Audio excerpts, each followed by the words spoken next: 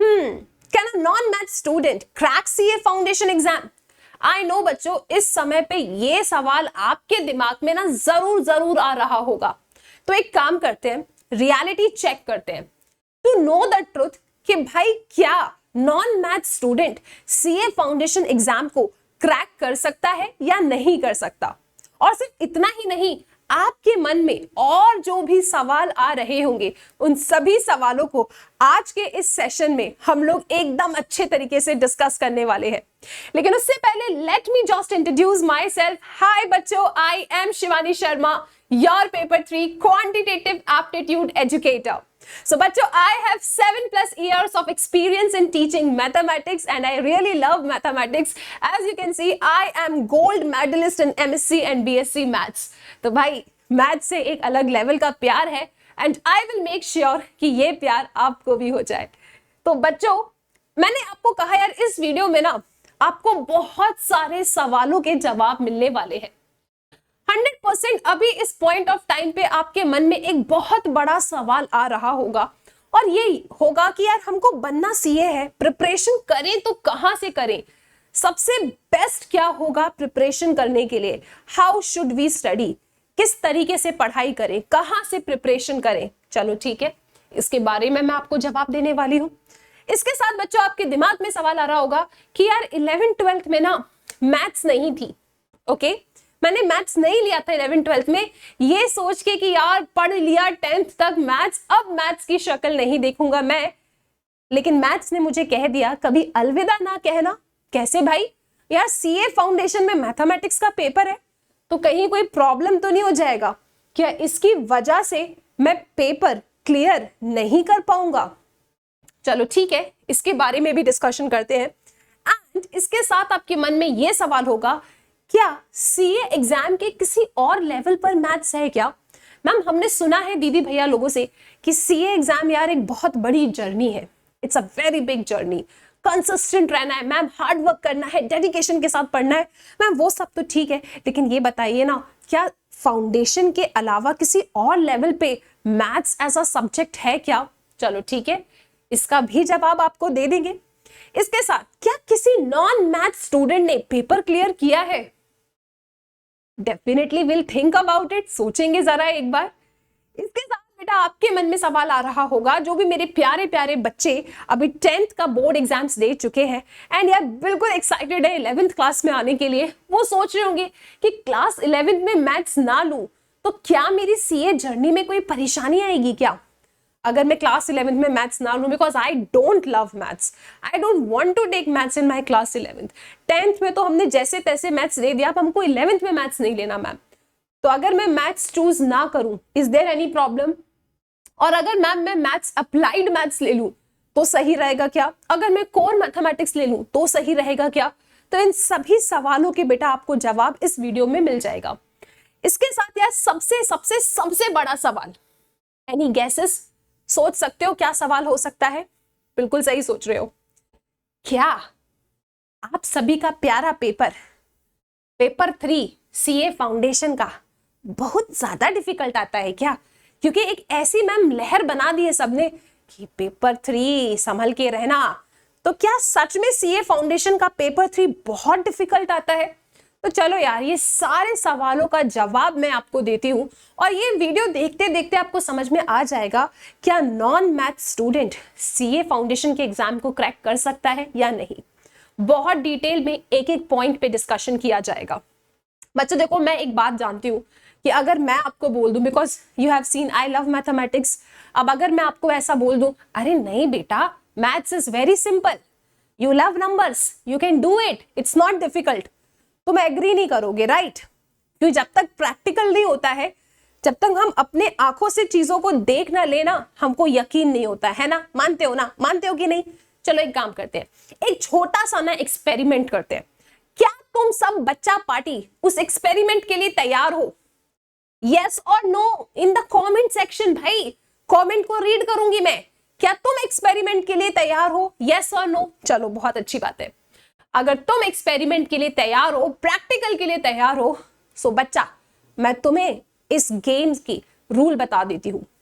तो हमारा गेम कुछ इस तरीके का है, ये प्रैक्टिकल कुछ इस तरीके का है कि आपके सामने 3 सवाल आएंगे। अरे मैम, अरे सुनो तो जरा, आपके सामने 3 सवाल आएंगे, आपको वीडियो को रोकना है और 1 मिनट के अंदर उस क्वेश्चन को बनाने की कोशिश करना है। Are you all ready? पर मैम हमने तो पढ़ा ही नहीं है। अरे ट्रस्ट मी, एक बार बनाने की कोशिश तो करो। चलो ठीक है। सो जैसे ही सवाल तुम्हारे सामने आएगा, 1 मिनट के लिए बेटा वीडियो को रोकोगे और सॉल्व करने की यार कोशिश करोगे। The sum of 2 numbers is 52, difference is 2। बताओ वो 2 नंबर्स क्या होंगे? आई होप बच्चा वीडियो को रोक के आपने इस क्वेश्चन को सॉल्व करने की कोशिश जरूर की होगी। नेक्स्ट क्वेश्चन आपके सामने है, what is the median for the following observations? Class 10th में मीडियन के बारे में पढ़ा है। एक बार वीडियो को रोकेंगे और इस क्वेश्चन को सॉल्व करेंगे। आई होप आपने इस क्वेश्चन को भी टारगेट किया होगा। एक आखिरी क्वेश्चन, सेम वीडियो को रोके 1 मिनट के अंदर इस क्वेश्चन को सॉल्व कीजिए। आपके सभी सवालों के जवाब आपको मिल जाएंगे बच्चों। चलो, आई होप आपने इन तीनों क्वेश्चंस को सॉल्व करने की कोशिश करी होगी। अब आप सोच रहे होगे ma'am but we came here to know the answers, क्या हम नॉन मैथ्स वाले हैं, क्या हमसे पेपर क्लियर हो जाएगा या नहीं? तो पहले तो बेटा आप मुझे कमेंट सेक्शन में बताना कि इन 3 क्वेश्चंस में से आप कितने क्वेश्चन सॉल्व कर पाए। मतलब ऐसा था कि पढ़ के हाँ you can do something right, कुछ तो कर पाए आप, उसमें सॉल्व हुआ या नहीं हुआ। Don't worry about answer. क्या क्वेश्चन को देख के तुम्हें ऐसा लग रहा है कि हाँ मतलब इसमें क्या है, कुछ भी हम लोग बन जाएगा, इतना कुछ खतरनाक नहीं, समझ में आ रहा है? ये ऐसा तो नहीं है कि समझ में नहीं आ रहा है क्या लिखा है, मतलब what they are saying, you are understanding the words ना, समझ रहे हो ना क्या चाह रहा है आपसे? अगर ऐसा है, समझ पा रहे हो, सॉल्व भी कर पा रहे हो, then it's good, very good. तो बेटा मैं तुमको बता देती हूँ, ये जो क्वेश्चंस मैंने आपको दिए है ना, सीए फाउंडेशन में पेपर 3 के लिए जो स्टडी मटेरियल यूज किया जाता है, आपका जो सिलेबस है, उस सिलेबस का ही मैंने रैंडमली कोई 3 क्वेश्चन उठा लिया था and I made you to solve these questions. ठीक है, अगर तुम्हें उस क्वेश्चन को पढ़ के हाँ ऐसा सर नहीं दुख रहा कि क्या लिखा है, पढ़ के समझ पा रहे हो, अच्छा 2 नंबर्स का सम ये है, डिफरेंस ये, तो मैम क्या ही है, ऑप्शंस को देख के उड़ा देंगे। ओह, ऑप्शंस के देख के उड़ाने वाले हो, शाबाश, वेरी गुड। मीडियन, हाँ मैम पढ़ा है, बस फॉर्मूला रिवाइज कर लेंगे तो बन जाएगा। और तीसरा तो लॉजिकल रीजनिंग का था मैम, वो तो कोई भी सॉल्व कर सकता है। अच्छा, ये आपके सिलेबस के रैंडम क्वेश्चंस थे, और अगर तुमको इन क्वेश्चंस को देख के ऐसा लग रहा है हाँ यू कैन डू इट, तो yes you can do it, तुम पेपर 3 को आराम से निकाल सकते हो। ठीक है, अब बात करते हैं एलिजिबिलिटी क्राइटेरिया। हम बच्चे अपने मन में इतना ज्यादा शक बिठा लेते हैं कि यार हम मैथ्स वाले नहीं है, पता नहीं हमसे सीए का एग्जाम निकलेगा या नहीं निकलेगा। बच्चों आपको पता है सीए एग्जाम को देने के लिए एलिजिबिलिटी क्या है? क्या एलिजिबिलिटी क्राइटेरिया में कहीं भी ऐसा लिखा है कि अगर तुम मैथ्स वाले नहीं हो तो तुम यार सीए फाउंडेशन का एग्जाम नहीं दे सकते? ऐसा कहीं लिखा है क्या? देखना जरा अच्छे से, देखना जरा, चेक करो। ऐसा कहीं लिखा है क्या? नहीं यार, ऐसा तो कहीं नहीं लिखा, ऐसा कहीं नहीं लिखा है। सिर्फ इतना लिखा है कि क्लास 12th का एग्जाम दो और फिर तुम जाके फाउंडेशन का एग्जाम दे सकते हो। यार इसका मतलब ये है कि आईसीएआई आपसे ये कहता है कि भाई साहब तुम किसी भी स्ट्रीम के बने रहो, तुम साइंस स्ट्रीम के हो, ह्यूमैनिटीज आर्ट स्ट्रीम के हो, कॉमर्स स्ट्रीम के हो, इट डजंट मैटर, तुम इस एग्जाम को दे सकते हो, तुम सीए बन सकते हो। और भाई I know so many my friends जो यार साइंस बैकग्राउंड के थे and they became CA, right? तो ऐसा भी कोई टेंशन की बात नहीं कि मैम कॉमर्स वाले हम बन सकते हैं या साइंस वाले हम कर सकते हैं, मैथ्स वाले हैं ये है वो है, भाई ऐसा कुछ नहीं है। एलिजिबिलिटी क्राइटेरिया इज लाइक भाई जो पढ़ेगा वो बन सकता है, जो मेहनत करने के लिए तैयार है भाई वो बन सकता है। तो भाई तुम साइंस वाले हो, कॉमर्स वाले हो, मैथ्स वाले हो, नॉन मैथ्स वाले हो, it doesn't matter, it doesn't matter. ठीक है, सो बिल्कुल तुम पेपर दे सकते हो, पढ़ोगे तो सब कुछ निकल सकता है, और पढ़ाने के लिए हम बैठे हैं, बिल्कुल तुमको अच्छे से पढ़ाएंगे, टेंशन तुम्हें लेना नहीं है। ठीक है, ओके। तो एक डाउट तो क्लियर हो गया कि कोई फर्क नहीं पड़ता हम क्या सब्जेक्ट ले रहे हैं, मैथ्स है या मैथ्स नहीं है, इट डजंट मैटर, बस हमको हार्डवर्क करने के लिए तैयार रहना है। ओके बच्चों, अब बात करते हैं पूरा रूट क्या है, you all know right. Appear for class 12, then comes your foundation, then comes your inter, then comes your final exam. Foundation पे आपके ना ये 4 पेपर होते हैं, जिसमें से सबसे सुंदर सबसे प्यारा है पेपर 3, है ना जी. पेपर 3 है quantitative aptitude. You know what, सिर्फ और सिर्फ फाउंडेशन लेवल पे ही तुम्हारे पास क्वांटिटेटिव एप्टीट्यूड है, जिसे तुम लोग बड़े प्यार से मैथ्स कहते हो. अभी आऊंगी मैं उस पे. It's not actually maths right, अभी आऊंगी मैं उस पे, रुको जरा. ठीक है, सिर्फ फाउंडेशन लेवल पे मैथ्स है. There is no mathematics as a subject at inter level और फाइनल लेवल. यहां मैथमेटिक्स एज अ सब्जेक्ट कुछ नहीं है. हाँ, बेसिक सा एप्लीकेशन ऑफ मैथ्स तुमको सब्जेक्ट्स में देखने के लिए मिलेगा, बट ऐसा कोई एंटायर पेपर ऑफ मैथ्स होगा नहीं. सिर्फ फाउंडेशन लेवल पे है, और वो भी मैथ्स नहीं, क्वांटिटेटिव एप्टीट्यूड है. ओके, मतलब पूरे सीए की जर्नी में मैथ्स का पेपर एक बहुत छोटा सा सेक्शन है. मतलब ये तो कहीं से डिपेंड नहीं करता कि हम नॉन मैथ्स वाले तो हम सीए नहीं बन सकते क्या. क्यों नहीं बन सकते? फाउंडेशन का पेपर क्लियर करो, अच्छे से पढ़ो, बिल्कुल बन सकते हो यार. ठीक है, अब यहां पे तुम्हें याद रखना है, उसमें भी ऐसा नहीं है कि यार पेपर 3 को अगर तुम्हें क्लियर करना है तो तुमको एकदम 100 में से 80 या 85 या 70 मार्क्स लेकर आना है. तुम्हारा पेपर क्लियर हो जाएगा. If you are getting 50% aggregate और 40 in each subject, you are passing बेटा. There is no worry, definitely you can do. तो अब तो यार मन से ये डर निकाल दो कि मैम हम तो नॉन मैथ्स वाले हैं, मैम हमसे नहीं हो पाएगा. अरे क्यों नहीं हो पाएगा, बिल्कुल हो पाएगा. अब तुम कहते हो ma'am maths, non maths, paper 3 maths. अरे बच्चा, पेपर 3 का नाम क्वांटिटेटिव एप्टीट्यूड है. क्या नाम है? क्वांटिटेटिव एप्टीट्यूड, जिसके अंदर बिजनेस मैथ्स, लॉजिकल रीजनिंग और स्टैट्स आता है. बिजनेस मैथमेटिक्स बेटा तुम्हारा 40 मार्क्स का है, 40 मार्क्स का, और ये मैथ्स नहीं, बिजनेस मैथ्स है. ओके, लॉजिकल रीजनिंग तुम्हारा 20 मार्क्स का आता है और स्टैटिस्टिक्स तुम्हारा 40 मार्क्स का आता है. तुम अगर थोड़ी सी भी मेहनत कर लो ना तो तुम पेपर आराम से निकाल सकते हो. कोई बहुत टेंशन वाली बात नहीं है. लॉजिकल रीजनिंग तो सब बना लेते हैं बैठ के, ठीक है, उसमें तो कोई फर्क नहीं पड़ता मैथ्स वाले हैं नॉन मैथ्स वाले हैं. स्टैट्स में तो काफी पोर्शन थ्योरी वाला होता है, और इसमें भी ऐसा नहीं कि मैम नॉन मैथ्स या मैथ्स वाले तो फायदा या नुकसान है, ऐसा कुछ भी नहीं है. पढ़ोगे सब हो सकता है. बिजनेस मैथ्स के कुछ चैप्टर तो ऐसे जो तुमने 6, 7, 8 में पढ़ा है. ठीक है, ठीक है जी. जैसे आज तुमको मैंने एग्जांपल दिया, आंसर्स नहीं डिस्कस किए अपन ने, वहां पे डायरेक्ट क्वेश्चन दिया, पर क्वेश्चन को पढ़ के तुम्हें लग रहा है ना सॉल्व हो सकता है, इट इज सॉल्वेबल राइट. तो बस वही काम है बेटा. अब यहाँ पे देखो, आप सिलेबस को अगर डीपली डिस्कस करें तो यस, तुम्हारा पेपर 3 क्वांटिटेटिव एप्टीट्यूड 3 पोर्शंस है, मतलब 3 तरीके से इसका सिलेबस डिवाइडेड है. पहला है business mathematics, logical reasoning and stats. Purely maths है ना जी, ना जी ना. It's what quantitative aptitude. तो बिजनेस मैथमेटिक्स का जो पहला चैप्टर तुम्हारे सामने आता है, that is ratio, proportion, indices, logarithms. अरे भाई चलो, लॉग नहीं पढ़ा कोई बात नहीं, रेशियो, प्रपोर्शन, इंडाइसेस तो नॉन मैथ्स वाला बच्चा भी पढ़ के बैठा है. 7th, 8th, 9th, 10th में तो पढ़ा ही होगा कहीं ना कहीं थोड़ा बहुत. इंडाइसेस नहीं पढ़ा मैम, एक्सपोनेंट्स के बारे में बात कर रहे हैं. अच्छा हाँ, पढ़ा है. इक्वेशंस तो 10th तक पढ़ा है, सबसे simple chapter.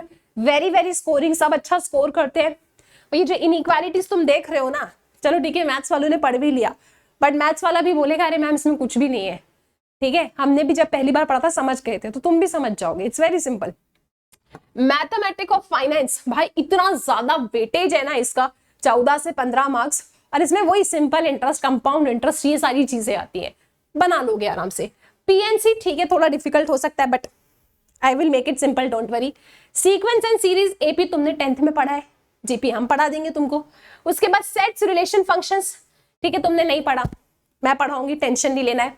Calculus, generally calculus बच्चा वैसे भी अवॉइड करके जाता है, बट अगर तुम पढ़ना चाहो तो वो भी पढ़ सकते हो.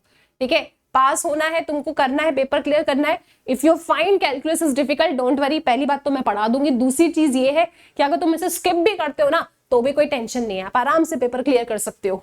ठीक है, चलो फिर इसके बाद logical reasoning. Logical reasoning I don't think इससे कोई फर्क पड़ता है कि हम मैथ्स वाले हैं या नॉन मैथ्स वाले हैं, इससे कोई फर्क नहीं पड़ता है. आप लॉजिकल रीजनिंग एक बार क्वेश्चंस प्रैक्टिस करोगे ना, आप खुद सॉल्व कर लोगे. इवन इन माई क्लासेस ना, what I do, I just give time to my students कि ट्राई करो, कुछ भी करो, ट्राई करो, you will get something and they really find the answers. तो बहुत सिंपल है, इसमें कुछ ऐसा फॉर्मूला नहीं है, कुछ खतरनाक नहीं है कि भाई नॉन मैथ्स वाले नहीं कर पाएंगे, ऐसा कुछ नहीं है, आराम से क्लियर हो सकता है। स्टैटिस्टिक्स की बात करें, थ्योरेटिकल चैप्टर है यार तुम्हारा, पहला chapter full on theory. Central tendency and dispersion मस्त चैप्टर है, जिसका 11th में स्टैट्स रहा होगा, इकोनॉमिक्स में जरूर पढ़ा होगा आप लोगों ने, ठीक है। उसके बाद यहाँ पे अगर हम बात करें मैथ्स नॉन मैथ्स वाले बच्चे, तो इतना टेंशन वाली बात नहीं है, ठीक है। अब मैथ्स वाले बोल रहे होंगे मैम सच बताएं, पढ़े तो थे हम, लेकिन हम भी सब भूल गए हैं। मैथ्स वाला बच्चा साइड में ऐसा बोल रहा होगा, क्योंकि सब जनरली चीजें भूल जाते हैं, कहीं ना कहीं हर चीज की शुरुआत की जाती है। सो इतना कोई टेंशन वाली बात नहीं है। मैथ्स वाला बच्चा, नॉन मैथ्स वाला बच्चा, जिसने पढ़ा है अच्छी बात है, जिसने नहीं पढ़ा कोई बात नहीं, we will study it from the scratch, तो इतना टेंशन की बात नहीं है और हर चीज सीखी जा सकती है। बेटा आपने एबीसीडी सीख लिया था ना, आज तक तुमको याद है, तुमको बोल देंगे एबीसीडी सुना दो, तुम पूरा जेड तक सुना दोगे, कहीं अटकोगे क्या? तो इसी तरीके से तुम ये भी सीख लोगे तो बन जाएगा, कोई बड़ी बात नहीं है। Yes, probability, theoretical distribution, concept based है।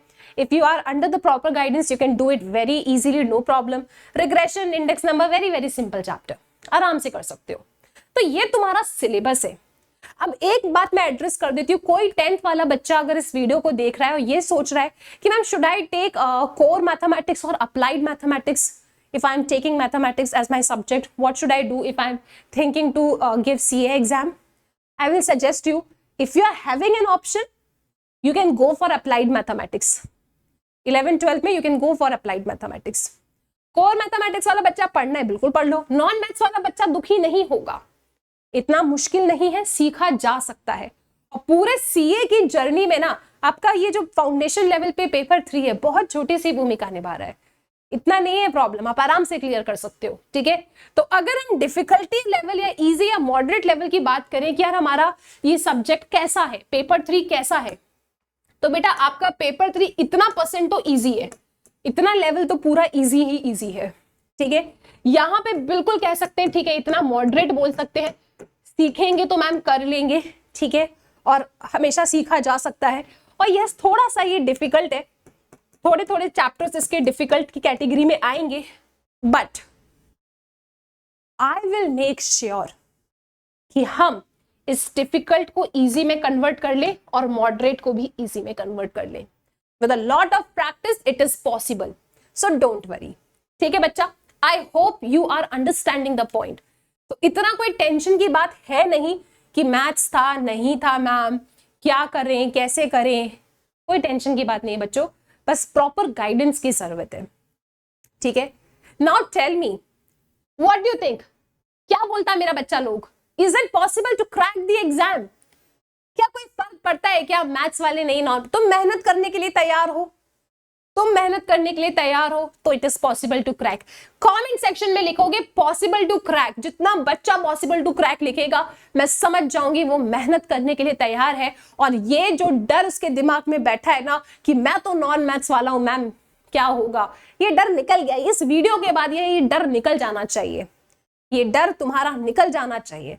I have seen a lot of students getting a very good marks in paper 3। बहुत से बच्चों के तो भाई फुल मार्क्स भी आए हैं। एक टाइम पे जो बच्चा बोलता था मैं नॉन मैथ्स वाला हूँ, नॉन मैथ्स वाला हूँ, उसने आखिरी में बोला है मैम कोई फर्क थोड़ी नहीं पड़ता है, नॉन मैथ्स या मैथ्स पढ़ोगे तो सब हो जाता है, समझ रहे हो? तो इट इज पॉसिबल बेटा, ठीक है। तो you will tell me in the comment section possible to crack या नॉट पॉसिबल। नॉट पॉसिबल वाले बच्चे तुम लोग आलसी हो, ठीक है, मेहनत करोगे तो बिल्कुल कर सकते हो, possible, it's possible to crack. Next next next very important बच्चा, जो ये सवाल है, वैसे तो मैंने इसका आंसर तुमको पहले ही दे दिया है। Do we have maths in intermediate and final level? Ma'am ऐसा कोई पेपर है क्या इंटर और फाइनल पे? तो बेटा ऐसा कोई पेपर तो नहीं है कि मैथ्स का पेपर देने वाले हो, ऐसा कोई पेपर तो नहीं है। लेकिन हाँ, फाउंडेशन लेवल पे जब तुम पढ़ते हो ना, तो जो छोटे छोटे बेसिक कंसेप्ट है, you know, addition, multiplication, division, time value of money, उसके बाद छोटे छोटे कंसेप्ट ऑफ इक्वेशन, वो कहीं ना कहीं तुम्हारे इन लेवल्स पे यूज हो जाते हैं। अब मुझे ये बताओ, इसको सुन के तुम दुखी हो गए कि अरे मैम इंटर फाइनल पे थोड़ा थोड़ा कंसेप्ट यूज हो रहा है? हाँ, थोड़ा थोड़ा कंसेप्ट यूज हो रहा है, बट बच्चों यू नो व्हाट, तुम किस एग्जाम की तैयारी कर रहे हो? You are preparing for which exam? Ma'am हमारा टारगेट है सीए बनने का। ओके, सीए का काम क्या होता है बेटा? उसकी जिंदगी किसके चारों तरफ घूमती रहती है? Numbers.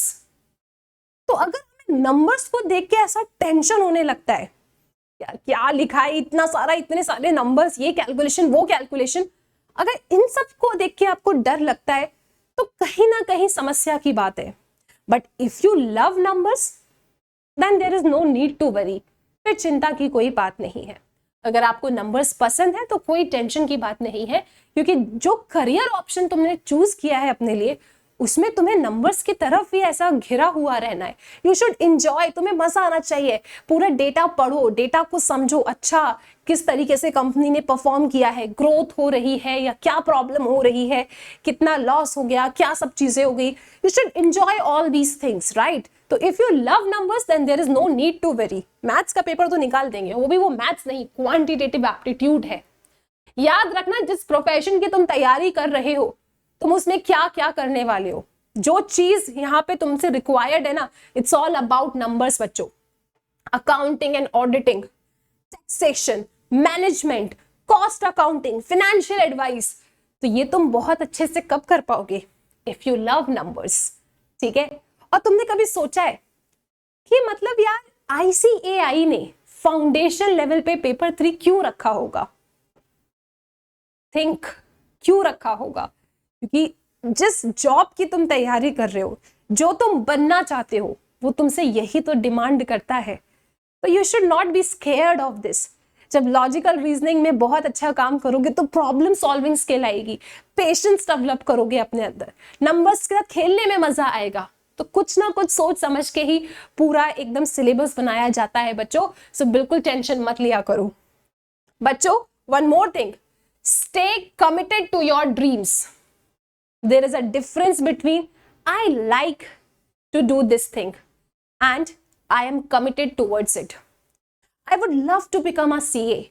I am committed to my dreams. There is a difference.